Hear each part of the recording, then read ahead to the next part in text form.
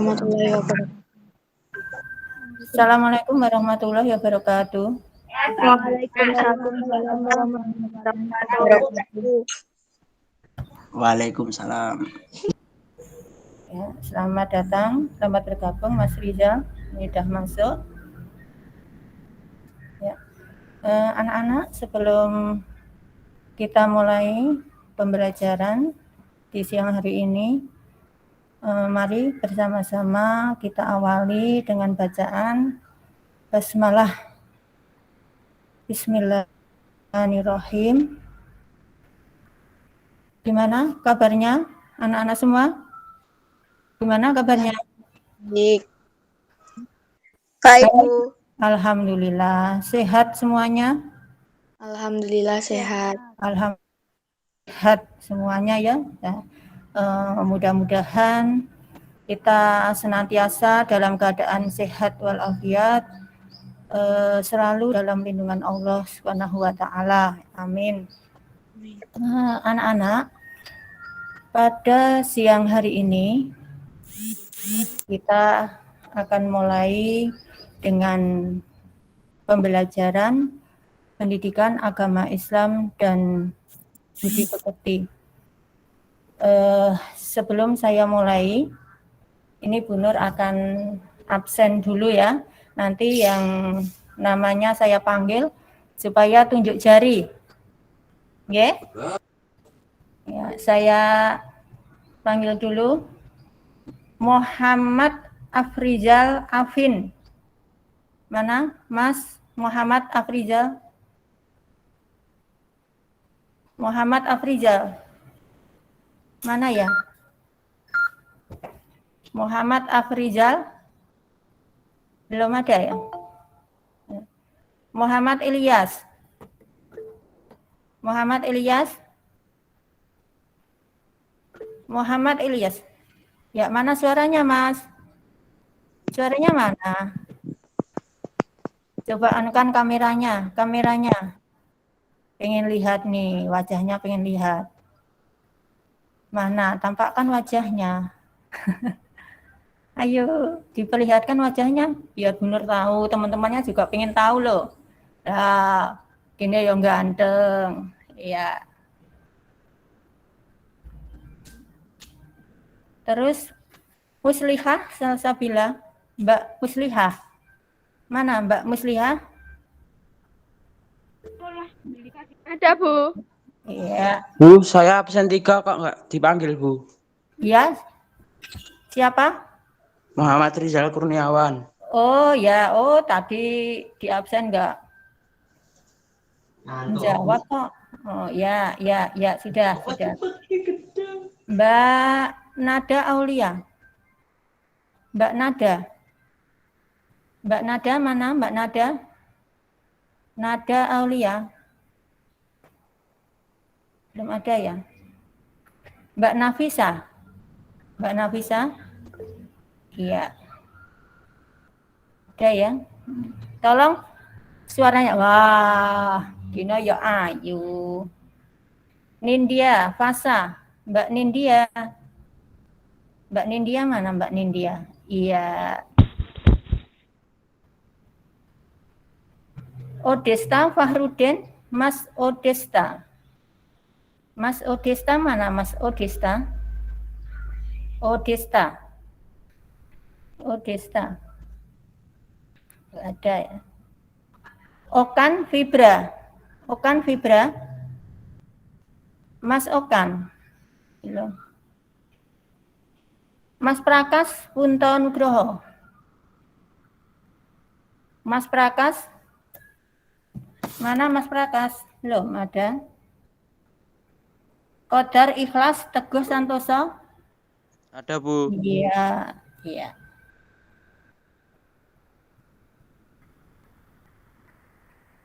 Rahmat Agus Setiawan. Mas Rahmat. Mana Mas Rahmat? Mas Rahmat Agus Setiawan. Mana ya Mas Rahmat ya? Belum masuk. Mas Reno. Ada, Bu. Mas Reno mana? Ada, Bu. Iya, mana wajahnya? Kok enggak diperlihatkan? Kok sembunyi loh?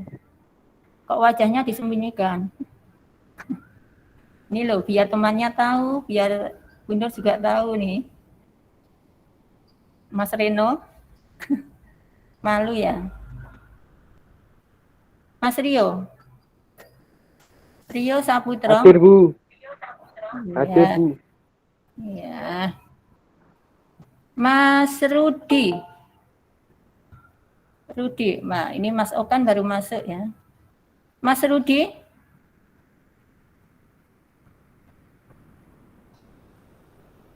Mas Rudi belum ada.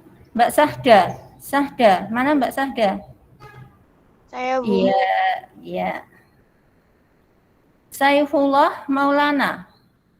Mas Saifullah, mana Mbak? Mas Saifullah mana? Belum ada. Mbak Sania. Hadir, Bu. Ya.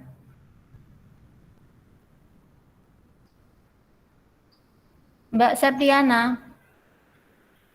Mbak Septiana. Mbak Septiana? Belum ada. Septiani Ramadhan. Oh, ada ya. Septiani Ramadhan. Hadir, Bu. Ya. Septio Afnan. Septio Afnan. Ada?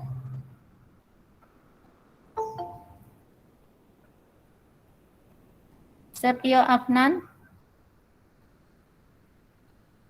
Belum. Septi Rista Anggraini. Mbak Septi. Mbak Septi ada? Belum ada. Mbak Seka Yaki. Mbak Seka Yaki. Mbak Seka Yaki ada? Bu itu. Ada.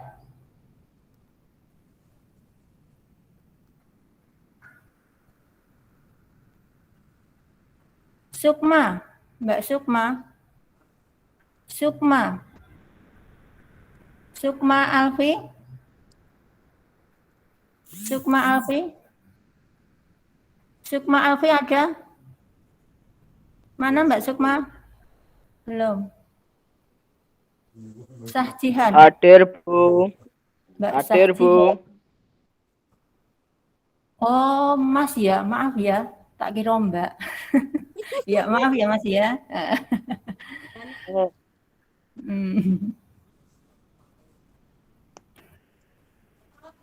Tifar, Mbak Tifar, Mas ya ini ya, Tifar Darmawan.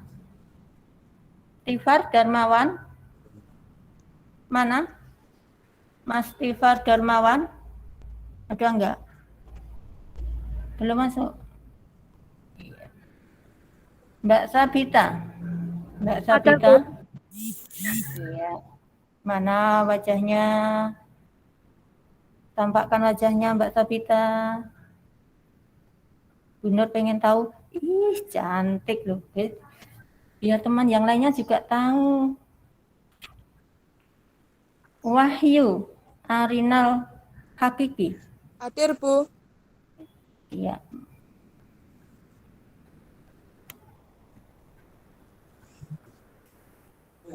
Mbak ya ini ya? Iya. Iya, mana Mbak? Mana? Tampakkan wajahnya dulu. Tampakkan Bentar, wajahnya pakai dulu. jilbab. Oh. Oh iya. Mas Wahyu Satrio Utomo. Hadir, Bu. Ya, Hadir, mana Bu. mana wajahnya mana? Diperlihatkan lagi apa itu? Iya. Terus Mas Wawan. Mas Wawan. Oh, baru masuk ini. Selamat bergabung Mas Wawan. Mas Wawan baru masuk ini ya. Nah, baru bergabung. Halo Mas Wawan. Mas Wawan. Halo. Wawan Ardiansyah. Ya, Bu. Iya, baru masuk ya. Wisnu, Mas Wisnu, Arya Saputra. Mas Wisnu, mana Mas Wisnu? Mas Wisnu, Mas Wisnu, sudah masuk belum? Belum. Yesi, Yesi Safiti. Iya, Mbak Yesi. Ya. Terus Yudhistia Agatha. Yudhistia Agatha. Nggak ada. Muhammad Afandi. Muhammad Afandi. Belum masuk. Ya. Ya, ini ya. Nanti sambil menunggu yang lainnya, langsung saja kita mulai. Anak-anak, pada kesempatan kali ini, pada siang hari ini, kita akan mempelajari tentang materi yang pertama, yaitu tentang makna dari mujahadah an-nafs, kemudian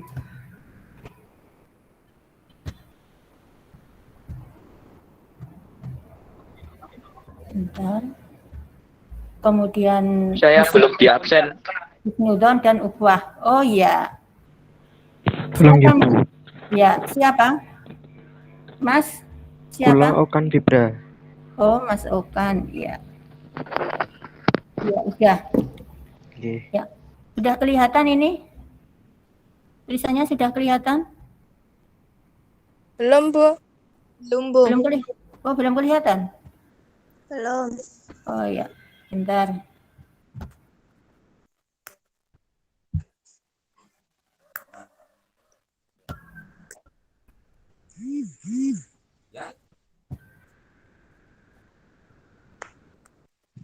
Gimana, sudah?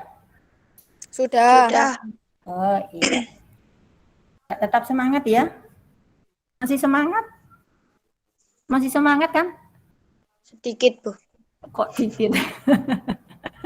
Ya, mudah-mudahan kalian tetap semangat ya.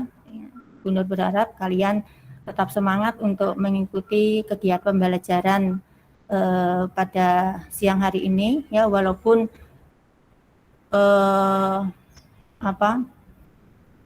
waktu sudah siang, tetapi kita harus tetap ya semangat untuk belajar ya, apalagi dalam kondisi ya seperti sekarang ini kita harus melakukan pembelajaran secara daring, jadi kita harus senantiasa disiplin dan jangan malas dan tetap semangat ya untuk mengikuti kegiatan pembelajaran dari pagi ya sampai siang hari ini ya, walaupun kondisi mungkin panas ya, tetap kita harus semangat ya, karena menuntut ilmu itu kan tidak ada tidak ada banyak sekali manfaatnya ya, banyak sekali manfaatnya, sehingga kita harus selalu rajin dan selalu berusaha untuk menuntut ilmu ya, apalagi di dalam Islam itu kan juga dijelaskan ya, thalabul ilmi faridhatun 'ala kulli muslimina wal muslimatin ya. Menuntut ilmu itu adalah suatu kewajiban bagi tiap-tiap muslim, baik itu laki-laki dan perempuan. Ini ya. Ya. Ini ada yang baru masuk, Mas Wisnu Arya. Ya, selamat bergabung Mas Wisnu. Selamat datang. Halo Mas Wisnu. Mungkin baru bergabung ya ini. Ya. Ya, langsung kita mulai. Kita akan membahas yang pertama, yaitu tentang makna dari mujahadah an-nafs. Mungkin di awal pembelajaran, di awal kalian masuk, Bu Nur pernah menyampaikan materinya ya, kaitannya dengan mujahadah an-nafs ya, yang sudah Bu Nur share materinya di Google Classroom ya. Tentang mujahadah an-nafs. Mujahadah an-nafs ya, atau bisa disebut juga dengan kontrol diri atau pengendalian diri. Ya, ini secara bahasa itu bisa diartikan bersungguh-sungguh. Sedangkan an-nafs itu artinya jiwa. Bisa diartikan juga nafsu atau bisa diartikan diri. Jadi mujahadah an-nafs itu artinya perjuangan yang sungguh-sungguh melawan hawa nafsu atau bersungguh-sungguh menghindari perbuatan yang melanggar hukum-hukum Allah. Dan bisa juga diartikan mujahadah an-nafs itu adalah menahan diri dari segala perilaku yang merugikan diri sendiri dan juga orang lain. Gimana? Halo? Halo, bisa dengar suara Bu Nur? Bisa, Bu. Ya. Ya, jadi sambil didengarkan ya. Nanti kalau ditanya biar bisa menjawab. Nah, itu tadi ya pengertian dari mujahadah an-nafs atau kontrol diri ya, atau pengendalian diri ya. Jadi seorang manusia kalau ingin menjadi orang yang baik, ingin menjadi mukmin yang sejati, maka dia harus bisa mengendalikan hawa nafsunya, harus bisa mengontrol diri kita. Kita harus bisa melawan hawa nafsu kita ketika ada ya, sesuatu yang mungkin mendorong kita untuk melakukan sesuatu yang tidak baik. Nah, kita harus bisa melawan agar kita tidak terjerumus dalam apa? Tidak terjerumus dalam perbuatan yang maksiat atau perilaku yang justru nanti akan merugikan diri sendiri. Nah, itu tadi ya pengertian dari mujahadah an-nafs. Selanjutnya, masih kaitannya dengan mujahadah an-nafs, macam-macam nafsu. Nah, karena nafsu ini juga berkaitan dengan mujahadah an-nafs. Ya. Nah, nafs itu artinya nafsu. Ya, jadi menurut Al-Quran, nafsu itu dibagi menjadi 3. Yang pertama yaitu nafsu amarah, yang kedua adalah nafsu lawamah, dan yang ketiga yaitu nafsu mutmainah. Apa itu nafsu amarah? Nafsu amarah itu adalah nafsu yang mendorong manusia kepada keburukan. Ya, jadi orang itu selalu menuruti hawa nafsunya. Orang itu mau melakukan suatu perbuatan yang tidak baik. Pokoknya segala sesuatu yang menjadi keinginannya harus terpenuhi. Nah, nafsu amarah ini cenderung pada perilaku atau perbuatan yang tidak baik atau perbuatan yang melanggar dari ajaran agama. Nah, jadi bagi kita orang yang beriman ya, jangan sampai kita itu selalu menuruti hawa nafsu ya. Jadi kalau perbuatan yang sekiranya itu tidak baik ya kita harus bisa melawannya, kita harus bisa menghindari ya. Jadi jangan malah justru kita melakukannya. Terus kemudian yang kedua yaitu nafsu lawamah. Nafsu lawamah yaitu nafsu yang menyesali setiap perbuatan buruk. Nah, ini ya contohnya ketika seseorang melakukan suatu perbuatan yang tidak baik, kemudian orang ini menyadari bahwa apa yang dilakukan itu tidak baik dan melanggar ajaran agama. Nah, terus orang ini bertobat karena apa yang dilakukan itu adalah suatu perbuatan yang melanggar ajaran agama atau perbuatan yang tidak baik. Jadi orang ini menyadari kesalahan yang sudah dilakukan. Kemudian yang ketiga yaitu nafsu mutmainah. Nafsu mutmainah yaitu nafsu yang tenang, nafsu yang bisa dikendalikan. Jadi orang yang mempunyai nafsu mutmainah ini lebih cenderung pada perilaku-perilaku yang baik, karena orang ini bisa menahan hawa nafsunya untuk melakukan sesuatu perbuatan yang menyimpang. Jadi ketika orang ini tahu bahwa perbuatan itu tidak baik, maka hatinya itu bisa menghindari. Jadi tidak akan melakukan karena dia tahu bahwa perbuatan itu tidak baik. Jadi contoh ya, kalian misalkan ya, ketika ada teman kalian yang ngajak ya untuk main padahal waktunya sekolah, tapi kok ada teman yang ngampiri ya untuk diajak main padahal ini waktunya sekolah, waktunya belajar, tetapi kamu bisa menolak bahwasanya apa yang dilakukan oleh temannya itu adalah suatu perbuatan, suatu perilaku yang tidak baik. Ini gimana? Paham? Halo? Paham, Bu. Paham ya? Nah, coba sekarang. Nah, ini ada yang masuk, Mas Rafli. Ini baru masuk.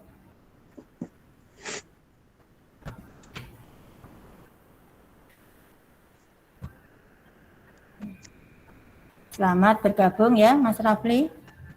Coba sekarang diulangi coba.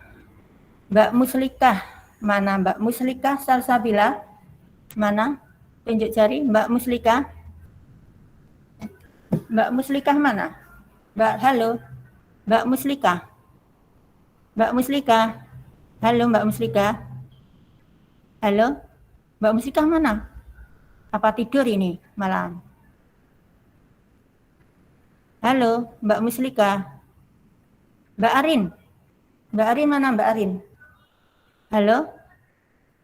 Halo? Halo. Coba Mbak Arin.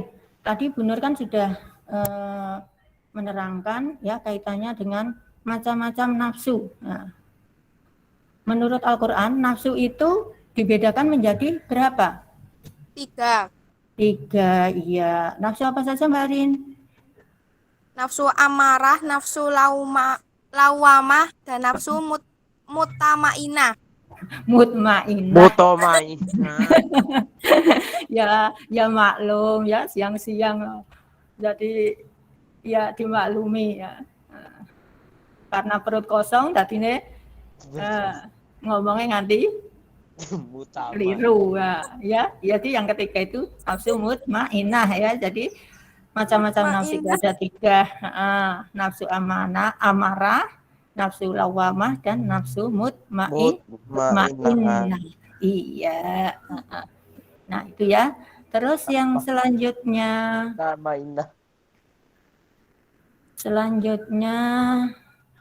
tingkatan mujahadah an-nafs. Nah, ini ya. Jadi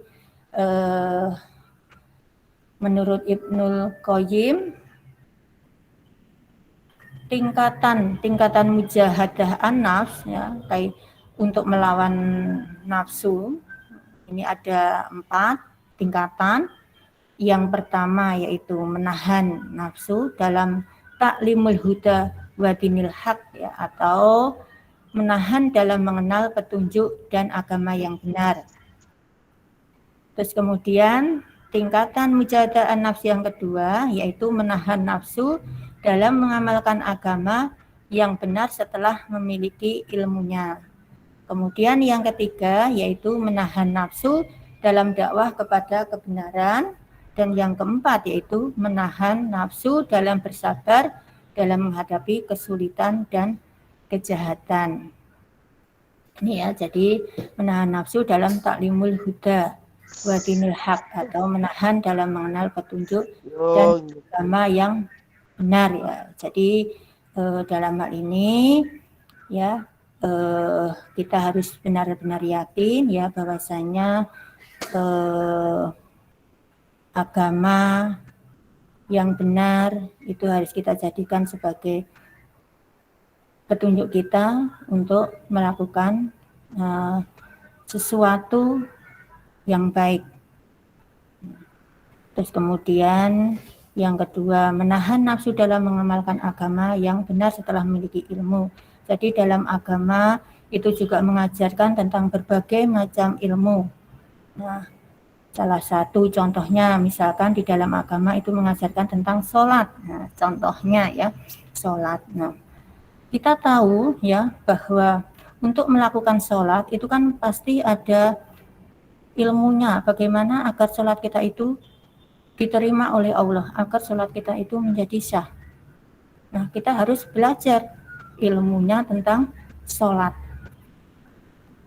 Nah, misalkan sholat wajib yang harus dilakukan oleh orang Islam itu ada 5 waktu. Sholat apa saja? Sholat apa wae? Sholat subuh, Zuhur, Subuh, Lur, asar, maghrib, isya. iya. Kira-kira kalian sudah mengamalkan belum Belum, sholat ini? 5 waktu, 5 kali dalam sehari. belum. Alhamdulillah. Ada yang belum? Ada Kurang yang subuh, Bu. belum mengamalkan sholatnya 5 kali dalam sehari? Belum. Kurang subuh. Bagi yang belum, tolong ya. Nah, sholat ini harus dikerjakan, harus dilaksanakan. Apalagi yang fardu, yang sifatnya wajib. Subuh, duhur, asar, maghrib, dan isya. Mau tidak mau, kita sebagai orang Islam harus melaksanakan dalam keadaan apapun. Ya, dalam keadaan apapun, kita tetap harus melaksanakan sholat. Bahkan orang yang sakit pun itu diwajibkan untuk sholat. Hanya saja mereka yang sakit, yang tidak bisa melaksanakan sholat dengan sempurna, itu bisa dilakukan dengan duduk, ya misalkan, atau dengan cara tidur.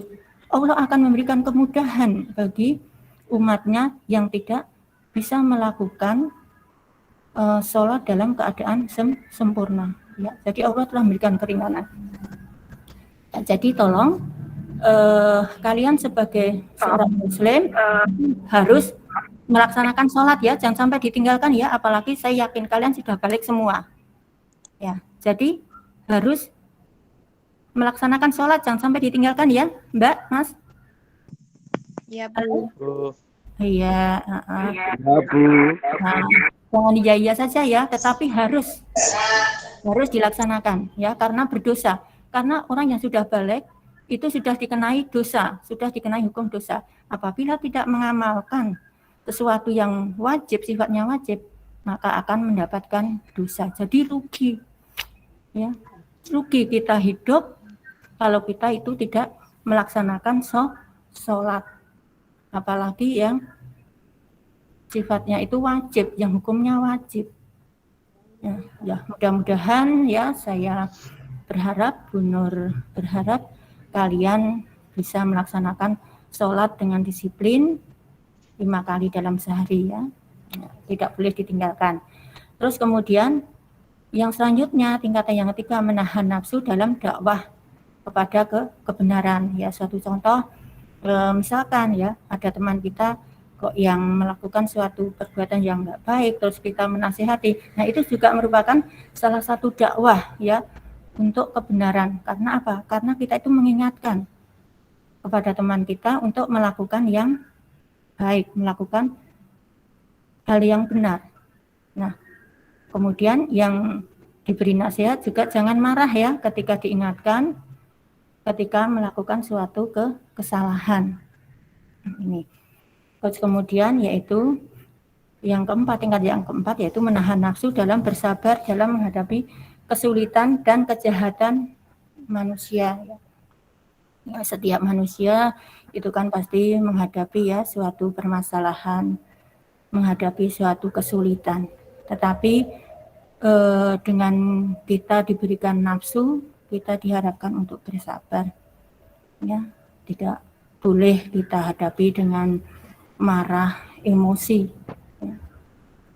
Ya, jadi kalau ada masalah itu ya diselesaikan dengan cara yang baik ya, apalagi kalau masalah itu menyangkut orang banyak ya harus diselesaikan secara musyawarah sehingga mendapatkan solusi yang terbaik ini ya. Terus yang selanjutnya yaitu tentang ciri dari mujahadah an-nafs. Ciri dari mujahadah an-nafs adalah orang yang dapat mengendalikan nafsu dan memiliki ciri-ciri sebagai berikut. Yang pertama yaitu mampu mengontrol sikap dan perilaku. Hal ini ditandai dengan kemampuan dalam menghadapi situasi yang tidak diinginkan. Ini ya, jadi kita harus bisa mengendalikan diri kita ketika kita menghadapi menghadapi suatu permasalahan atau suatu persoalan yang mungkin kita tidak harapkan ya. Jadi kita harus bisa mengontrol diri kita agar tidak terjadi hal-hal yang tidak diinginkan. Terus kemudian yang kedua yaitu mampu menunda untuk memuaskan diri sendiri. Ini ya, jadi seperti tadi yang sudah Bu Nur sampaikan, bahwasanya ketika kita mempunyai suatu keinginan, selama keinginan itu tidak baik ya jangan kita turuti. Nah, kita harus bisa menahan nafsu kita harus bisa mengontrol diri kita. Kemudian yang ketiga yaitu mampu mengantisipasi perilaku yang tidak diinginkan. Kemudian yang keempat yaitu mampu mengontrol dalam mengambil suatu keputusan. Nah, ini jadi setiap keputusan itu bisa diselesaikan dengan cara yang baik, dengan cara musyawarah kalau itu menyangkut orang banyak ya. Jadi jangan diputuskan sendiri, walaupun mungkin dia seorang pemimpin, bukan berarti seorang pemimpin itu di dalam mengambil suatu keputusan harus dilakukan oleh seorang pemimpin, tetapi harus dilakukan secara musyawarah. Nah, ini agar mendapatkan suatu keputusan yang bisa diterima oleh orang banyak. Ini ya ciri-ciri mujahadah an-nafs. Selanjutnya yang terakhir yaitu contoh perilaku yang mencerminkan mujahadah an-nafs. Nah, setelah ya kita mempelajari dari mujahadah an-nafs ya, apa itu mujahadah an-nafs, maka akan insya Allah ya akan timbul sikap perilaku kita terutama dalam kehidupan kita sehari-hari. Nah, contohnya ada seorang yang mengejek, seseorang yang bisa mengendalikan diri akan bersabar dan tidak membalas ejekan atau cemooh dari orang tersebut. Nah, jadi ketika ada orang yang mengejek kita, orang yang mencaci maki kita selalu bersabar. Karena apa? Karena kita sudah mempelajari, kita sudah tahu ya mujahadah an-nafs, cara mengontrol diri yang baik, manfaat dari mujahadah an-nafs itu. Jadi kita tidak usah emosi, kita tidak usah dendam. Nah, seperti diajarkan oleh Rasulullah ketika Rasulullah yaitu mendakwahkan ajaran agama itu pun juga banyak sekali ya ejekan, cemoohan dari orang-orang, tetapi Rasulullah bersabar ya. Nah, semoga saja kita juga ya bisa meniru kesabaran dari Rasulullah ya. Tetap ya kita tidak usah mempunyai rasa dendam ya. Mungkin ya di antara kalian ya ada yang pernah ya diejek, disakiti oleh teman kalian? Ada enggak? Halo? Ada Bu. Ada. Terus gimana? Terus sikap kamu gimana, Mbak? Sikap kamu ketika diejek tetap sabar ganti bales Melawan. untuk melawan ya mudah-mudahan ya kita bisa mengontrol diri kita ya ketika ada orang yang mengejek ya kita harus tetap bersabar ya. Ya memang ya namanya manusia ya, ketika kita disakiti itu ya kadang ada rasa sakit hati ya, karena kita diejek, dicemooh, mungkin difitnah dan lain sebagainya. Ada rasa sakit hati, tetapi ya tetap ya kita harus bersabar. Memang untuk mempunyai sifat sabar itu memang berat, tetapi kita harus tetap mencobanya. Innallaha ma'as-sabirin, sesungguhnya orang itu bersama orang-orang yang sabar, insya Allah. Kalau kita itu sabar, Allah akan selalu bersama kita. Ini ada yang masuk, Mas Prakas ini baru masuk ini. Selamat bergabung Mas Prakas. Halo. Enggak dengar. Ya. Itu ya. Ya tetap harus sabar dan tidak boleh dendam ya. Nah, karena setiap perbuatan ya itu nanti kita harus yakin bahwa setiap perbuatan manusia pasti akan ada balasannya. Nah, itu nanti ya Allah yang akan membalasnya. Terus kemudian yang ketiga, ketika ditimpa oleh musibah, seseorang yang bisa mengendalikan diri dari nafsunya akan menghadapi cobaan tersebut dengan ikhlas dan selalu memperbaiki dirinya menjadi orang yang lebih baik lagi. Nah, orang yang bisa mengendalikan diri, bisa mengontrol dirinya, pasti akan mendapatkan suatu ujian, mendapatkan suatu cobaan. Orang yang beriman pasti akan mendapatkan suatu ujian atau cobaan. Nah, ketika kita mendapatkan suatu ujian, cobaan, seperti tadi yang sudah Bunur sampaikan juga, kita harus tetap sabar, harus tetap ikhlas. Ya, agar kita itu menjadi orang yang lebih baik lagi. Nah, ini ya insya Allah dengan kita ikhlas, dengan kita sabar ketika menghadapi ujian, Allah akan memberikan ya yang terbaik ya untuk kita ke depannya. Terus yang selanjutnya, contoh perilaku yang selanjutnya yaitu seseorang yang bisa mengendalikan hawa nafsu tidak akan membalas kedengkian seseorang terhadap dirinya sehingga dirinya dijauhkan dari sifat iri dan dengki. Nah, ini. Mungkin kalian masih ingat ya, yang disebut dengan sifat iri itu apa? Yang disebut dengan sifat iri itu apa ya? Coba Mas Rizal, mana Mas Rizal? Mas Rizal, halo. Halo Mas Rizal. Halo Mas Rizal, mana ini? Halo. Halo Mas Rizal. Mas Rizal ada nggak ini? Enggak ada. Wow, kemana ini? Ada. Oh, Muhammad Rizal. Ya, apa itu Mas? Sifat iri itu apa? Di SMP ini sudah loh ini. Iri itu apa? Arti iri itu apa? Apa Mas? Iri. Iri. Ya, mungkin Mas Kodar. Mas Kodar? Apa ini? Wow, suara apa ini? Iri sombong gitu. Nah, iri itu apa? Ada yang tahu? Silahkan. Perasaan hati yang tidak tenang atau marah dan tidak menerima saat orang lain mendapatkan nikmat. Iya, benar ya.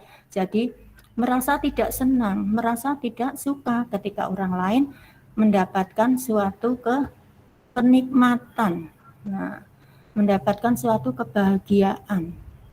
Karena apa? Karena dirinya itu tidak seperti orang tersebut sehingga orang ini mempunyai rasa iri atau dengki, sehingga kalau orang itu sudah dirasuki oleh sifat iri, sifat dengki, ya, maka akan timbul perilaku-perilaku yang melanggar agama. Nah, misalkan dengan cara dengan cara memfitnah, dengan cara mungkin melukai dan lain sebagainya. Nah, ini ya sifat dari orang yang mempunyai sifat iri ya. Jadi kita tidak boleh ya ketika ada teman saudara kita yang mempunyai kelebihan dari kita, entah itu kecantikan, entah itu kepintaran, kita harus senang ya dengan orang tersebut. Nah, kita harus bangga kalau ada teman kita yang mempunyai prestasi. Nah, kita harus bangga, wah ternyata ada teman kita yang menjadi juara. Nah, kita harus senang ya. Jadi jangan malah sebaliknya. Kemudian yang terakhir yaitu selalu mensyukuri nikmat yang Allah berikan kepadanya ya, pada kita dan tidak mengingkari nikmat tersebut. Nah, jadi orang yang mempunyai sifat menjaga, maka orang tersebut selalu mensyukuri nikmat yang Allah berikan kepada kita. Jadi apapun yang Allah berikan akan selalu kita terima ya. Jadi tidak pernah mengeluh. Ini ya. Jadi apapun ya yang Allah berikan kita harus syukuri.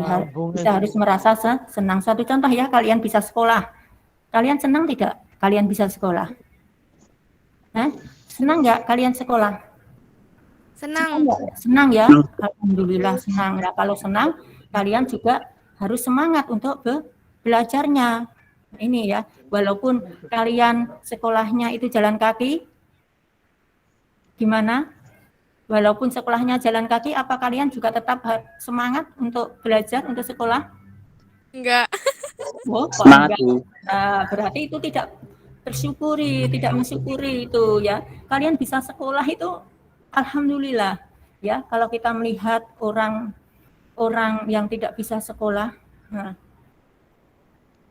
padahal mereka pengennya sekolah, tetapi untuk bayar misalkan ya tidak punya. Nah, kita bisa sekolah itu harus kita syukuri walaupun kita hanya jalan kaki. Sekolah itu tidak harus saya mau sekolah kalau saya dibelikan motor. Nah, ini berarti tidak mensyukuri. Nah, ini ya. Karpes pengennya sekolah tetapi harus pakai motor. Kon kokne motor. Nah, ini tidak boleh ya.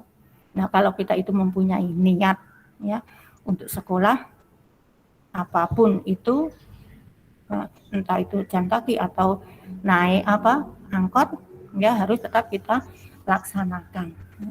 Itu ya.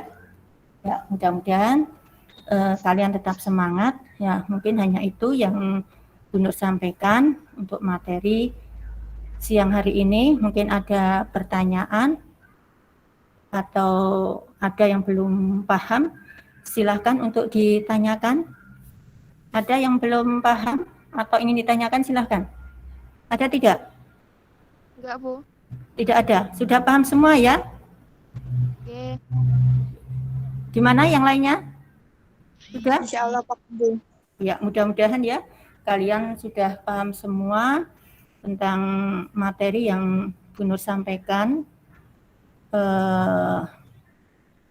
Mudah-mudahan ya kalian di siang hari ini tetap semangat dan kita berdoa semoga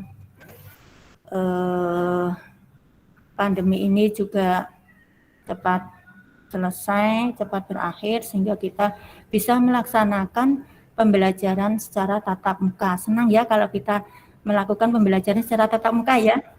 Pengen tak? Pengen ya? Pengen ya. Bu Nur juga pengen.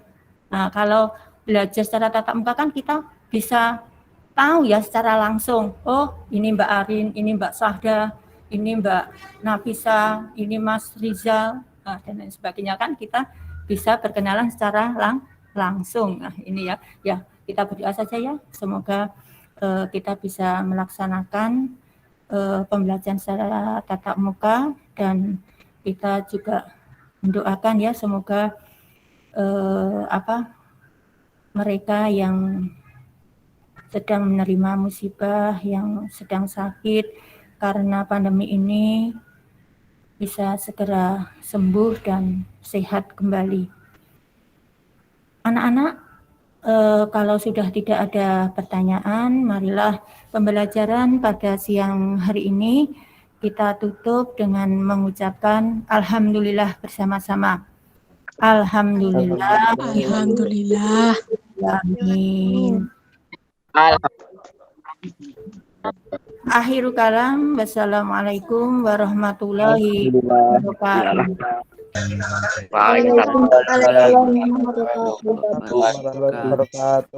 Waalaikumsalam warahmatullahi wabarakatuh.